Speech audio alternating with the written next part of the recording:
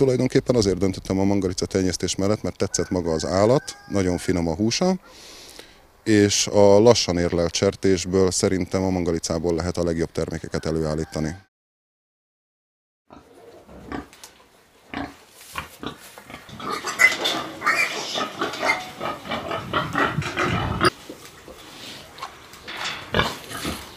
Évi 80-100 állatot állítunk elő, kistermelői rendszerben most készült el a húsfeldolgozónk, jelenleg engedélyeztetés alatt van, és itt évi 70-72 darab sertést fogunk feldolgozni, ennek fele hússertés, fele mangalica. A mangalica hús annyiban különbözik a hússertéstől, hogy lényegesen magasabb a telítetlen zsírsavak aránya a húsban, illetve az izomközi zsírrostok, amik átszövik a húst, ezáltal márványozottabb a húsa, főként a karaj.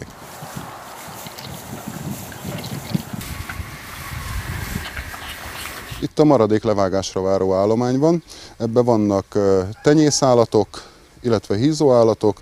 A 2 darab malacból az egyik lesz a következő generációnak a tenyészkanja.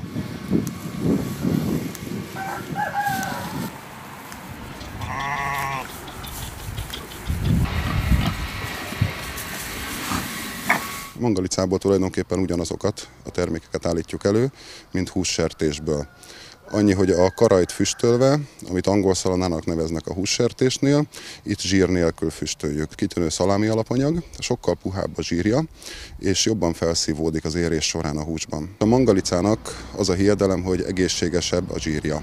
Maga a kisütött zsír az semmivel nem egészségesebb, gyakorlatilag a karajának a koleszterin tartalma magasabb, mint a hússertésé, mivel magasabb 19-20%-kal a zsírtartalma. A mangalicának abban az esetben egészségesebb a húsa, vagy legalábbis a gasztronómiai értéke magasabb, hogyha lassan van hízlalva, gyakorlatilag egészséges takarmányon. Ami azt jelenti, hogy zömmel zöldfélék, gyümölcsök, zöldségek, szénák és emellé abrak kiegészítés.